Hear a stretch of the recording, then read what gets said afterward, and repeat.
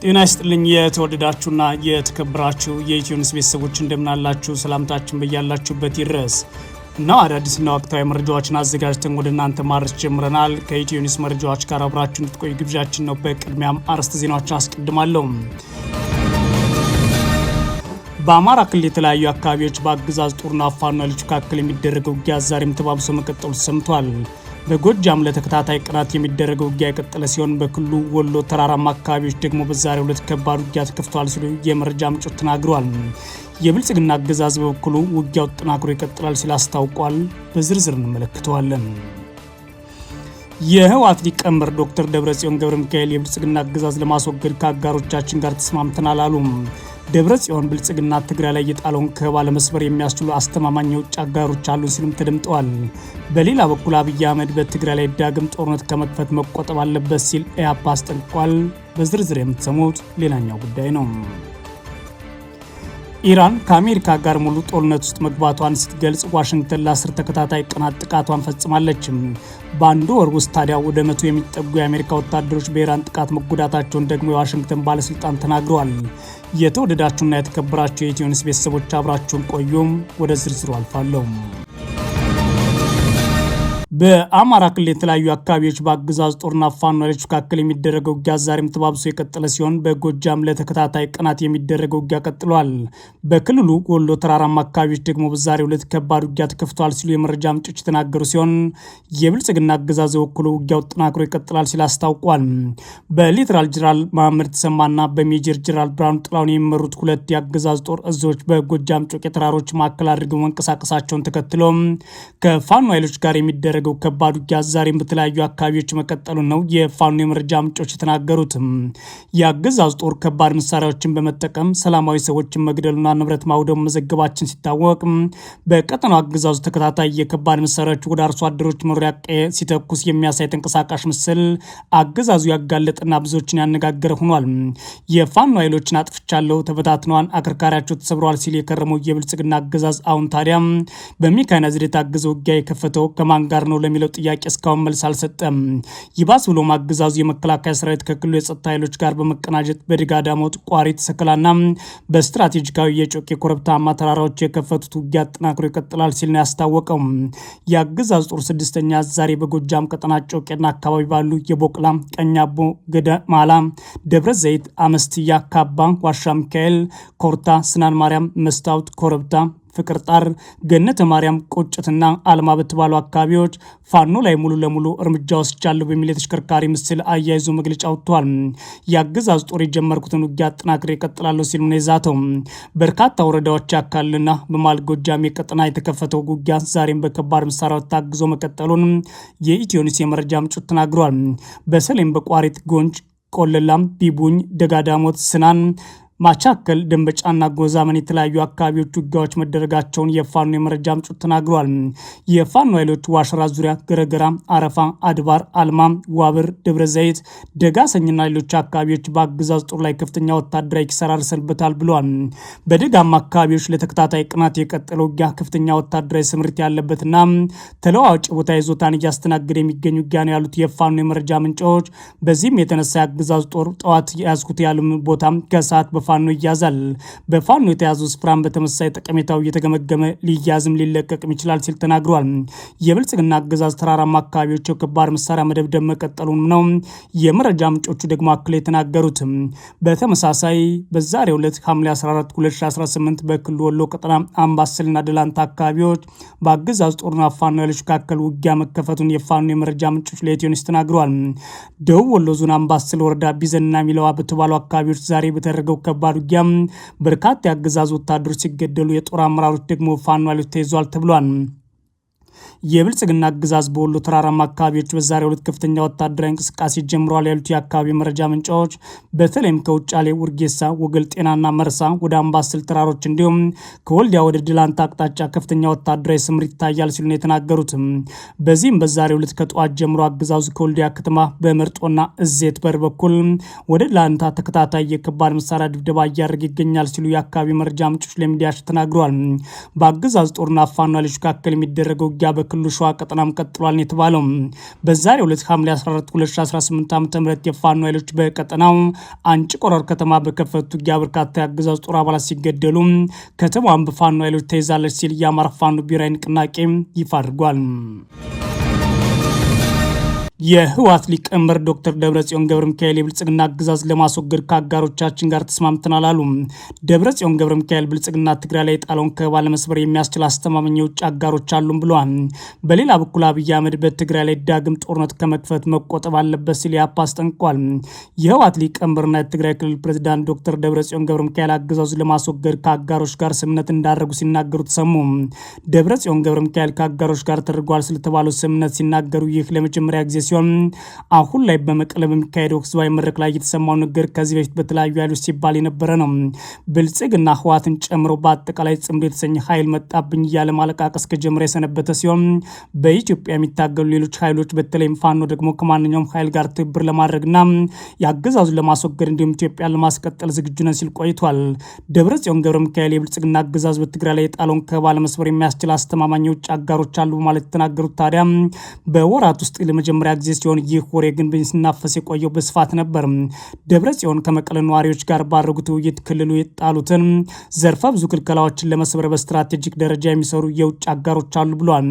አሁን ላይ የውጭ አጋሮች እነማን ናቸው የሚለውን ባይናገሩም ግን የውስጥ አጋሮች የሚሆኑት እንደ ፋኖና ሌሎች ኃይሎች ግን ከማንም ጋር እንሰራለን፣ በዋናነት ደግሞ ጥቅማችን ማስከበር ነው የሚለውን ሀሳብ በተለያዩ ጊዜ ሲናገሩ ቆይተዋል።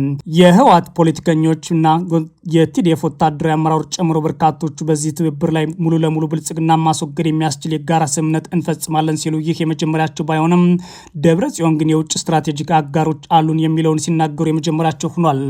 የብልጽግና አገዛዝ በዚህ የውጭ ስትራቴጂክ ኃይሎች ጉዳይ ላይ ዝምታን የመረጠ ሲሆን ከዚህ በፊት ግን በአጠቃላይ ተባብረው እየመጡብን ነው ሱዳንን ጨምሮ በሚል ብልጽግና በጠቅላይ ሚኒስትሩ ወክሎ ፓርላማ ሲናገር ነበር። ትግራይን ባለበት ሁኔታ መቀጠል ስለማችል ራስን የመከላከል አቅምን ማጠናከር ላይ ትኩረት ለማድረግ ተገደናል ያሉት ደብረጽዮን የክልሉ ታጣቂ ኃይል በማጠናከር የዓለም አቀፍ ህብረተሰብ ትኩረት አግኝተናል ብለዋል። በክልሉ በተለያዩ ደረጃ የህብረተሰብ ክፍሎችን እያወያየ ያለው ህወሓትና የክልሉ መንግስት ቀጣዩን ትግል ምን ላይ ለውጥ ያመጣል፣ ብልጽግና የሚከፍተው ጦርነት እንዴት መከላከል ይቻላል፣ ችግሮቻችንን አልፈን ጥያቄያችን መመለስ የምንችለው እንዴት ነው፣ የትግራይ ህዝብ ህልውና በመጠበቅ እንዴት ለውጥ ማምጣት ይቻላል በሚለው ዙሪያ ላይ ያተኮረም ሆኗል። በሁሉም የክልሉ አካባቢዎች ከወረዳ ቀበሌና እንዲሁም ከተሞች የተውጣጡ ነዋሪዎች የሚሳተፉበት ይህ መድረክ ከህወሓት ከፍተኛ ባለስልጣናት በተጨማሪ የቲዲኤፍ ወታደራዊ አመራሮችና ጀነራሎችን በመድረኮቹ እየታደሙ ይገኛሉ። አንዳንዶቹ መድረኮቹን በቀጣይ የሚመሩ ሲሆን የሰራዊቱ አባላት ከወጣቶች ጋር ሆነው ደግሞ የመድረኩ ተሳታፊዎች ሆነዋል። በትግራይ ክልል እየተካሄደ ያለው ይህ መድረክ ምናልባትም ብልጽግና በሚቀጥለው ጊዜ ጦርነት ይከፍታል በሚል ጥያቄዎችን ለማስመለስ ያለመና የጋራ ግንዛቤ ለመፍጠር ያለመ ነው ሲሉ የኢትዮ ኒውስ የመረጃ ምንጮችም ተናግረዋል። በሌላ በኩል የአብይ አህመድ አገዛዝ ሰላም በማስከበር ሽፋን የትግራይ ህዝብ እንደገና ወደ ጦርነት ለመግፋት የሚደረገውን አደገኛ አካሄድ መቆም አለበት ሲል የኢትዮጵያ ህዝባዊ ፓርቲ ኢህአፓ አስታውቋል። የፕሪቶሪያው ስምምነት ጦርነት በቋሚነት ማቆም፣ ፖለቲካዊ መፍትሄ ማስቀደም፣ ተፈናቃዮችን ወደ ቀያቸው መመለስ እንዲሁም ሰብአዊ ድጋፍ ማዳረስና የተፈረሙትን ግዴታዎችን መፈጸም ነበር ያለው ኢህአፓ የብልጽግና አገዛዝ ራሱ የገባውን ቃል በመጣስ ክልሉን እንደገና ወደ ዳግም ጦርነት ለመመለስ ተግቶ እየሰራ ነው ሲል ወንጅሏል። ከስምምነቱ መፈረም በኋላ የመሳሪያዎች ድምፅ ለጊዜው ይቆም ቢመስልም የብልጽግና አገዛዝ የትግራይ ህዝብን ላለፉት ዓመታት በድምፅ አልባ ከበባ ውስጥ እያኖረው እንዳለ ዓለም ያውቃል ብሏል ኢህአፓ። የመንግስት ሰራተኞች ደሞዝ ከመከልከል ጀምሮ የነዳጅ የሸቀጣሸቀጥና የበጀት ክልከላ እንዲሁም የትራንስፖርት አማራጭ መዝጋት፣ የመሰረታዊ አገልግሎቶች ማዕቀብና ለትግራይ ህዝብ የተሰበሰበን የእርዳታ ገንዘብ ሳይቀር በመከልከል ህዝብን እየቀጣ መሆኑ በአደባባይ የሚታወቅ ነው ብሏል ኢህአፓ ጨምሮም እስካሁን ያስኬዳቸው በደሎች ሳይበቃ አሁን ደግሞ ህግን ማስከበር እንደ ሽፋን በመጠቀም የትግራይ ህዝብ እንደገና ወደ አውዳሚ ጦርነት ለመክተት እየተንቀሳቀሰ በመሆኑን ለከፍተኛ ስጋት ዳርጎኛል ብሏል። በኢትዮጵያ እንዲታይና እንዳይሰማ የተከለከለው የአደባባይ ተቃውሞ ሰልፍ በትግራይ ያሰብኩትን ጦርነት ድጋፍ ስጡኝ በማለት ጥያቄውን ከህዝብ እንደመጣ አስመስሎ የራሱን አደራጅ በመጠቀም በብልጽግና ስር የተደራጁ የትግራይ ተወላጆች በመስቀል አደባባይ ሰልፍ መሞከሩን ያስታወሰው ኢህአፓ ለወደፊቱ እንደዚህ አይነት ተግባር ለመፈጸም ፍላጎት እያሳየም ነው ብሏል። ያገዛዙ ተላላኪ የሆኑት አንዳንድ በተቃዋሚ ስም የሚንቀሳቀሱ ፓርቲዎች በኢትዮጵያ የታሪክ ጠባሳ የሆነውን ብልጽግና አገዛዝ በትግራይ ላይ ህግ አስከብርልን ከጎንነን በማለት በትግራይ ህዝብ ላይ የጦርነት ነጋሪት በመጎሰም ለስርዓቱ ያላቸውን ታማኝነት ማሳየታቸው በህግ የሚያስጠይቅ መሆኑን ኢህአፓ ገልጿል። በአገዛዙ ሚዲያዎች የሚካሄደው የፕሮፓጋንዳ ዘመቻ የህዝብ ስነልቦና ለጦርነት የማዘጋጀት ሙከራ ከ2013 በፊት በትግራይ ጦርነት ዋዜማ ከታየው አስደንጋጭ ሂደት ጋር ይመሳሰላል ብሏል። በመግለጫው የአገዛዙ ዋና ዓላማ በትግራይ ህዝብ ላይ እንደገና ወታደራዊ ዘመቻ ማካሄድና ጦርነት መክፈት እንጂ ሰላምን ማስፈን አይደለም የሚለው ኢህአፓ ባለፉት ጊዜያት በትግራይ የተካሄደው ጦርነት ሁነኛ ማሳያ መሆኑን በማረጋገጥ ኢትዮጵያ ከህወሓት ማዳን በሚል ሽፋን በትግራይ ህዝብ ላይ የተፈጸመ ዘር ማጥፋት ወንጀል እስካሁን ጥባሳው አልሻረም ብሏል። አገዛዙ እስካለ ድረስ ከጦርነት መዳን እንደማይቻ እያየን እንኳን ሁሉም መከራ ያለው የትግራይ ህዝብ ይቅርና በየተራ ጦርነት ወላፈን እየፈጀ ያለውን የትኛውም የኢትዮጵያ ማህበረሰብ ግንዛቤ መፍጠሩን የጠቀሰው መግለጫ ላለፉት 8 ዓመታት በኢትዮጵያ የታየው ጦርነት ማስታወስ የችግሩ ጠማቂ መፍትሄ አምጪ ሆኖ የሚቀርብበት እድል አጠራጣሪ ነው ብሏል። አሁን ላይም ተመልሶ ሊመጣ የተዘጋጀ ነው ማለት ያወጣውን መግለጫ በተለይም ደግሞ በዚህ ሰዓት በትግራይ ህዝብ ላይ ያንዣበበው አደጋ መመከት የሚቻለው ጠንካራ አንድነት መፍጠር እንዲሁም በኢኮኖሚ ማህበራዊና ፖለቲካዊ ተጽዕኖ ወደ ጦርነት ሰባቂ ጌቶች ባለመጠጋትና ከእርስ በርስ መናቆር በመውጣት መሆን ይገባል ብሏል። በትግራይ ክልል አሁን ላይ ያለውን ከበባ ሰብሮ ለመውጣት በሚል የትግራይ ክልል አመራሮችና ህወሓት የሚመራቸው ቡድኖች በዋናነት በተለያዩ ቦታዎች መድረኮች እያዘጋጁ ባሉበት ሁኔታ ነው ኢህአፓ በአሁኑ ሰዓት ብልጽግና በትግራይ ላይ ጦርነት ለመክፈት መዘጋጀቱን ያነወረው። ኢራን ከአሜሪካ ጋር ሙሉ ጦርነት ውስጥ መግባት ስትገልጽ አሁን ደግሞ ዋሽንግተን ለ10ኛ ተከታታይ ቀን ኢራን መምታቷን አስታውቃለች። በአንዱ ወር ጊዜ ውስጥ ወደ 100 የሚጠጉ የአሜሪካ ወታደሮች በኢራን ጥቃት መጎዳታቸውን ደግሞ የዋሽንግተን ባለስልጣናት ተናግረዋል።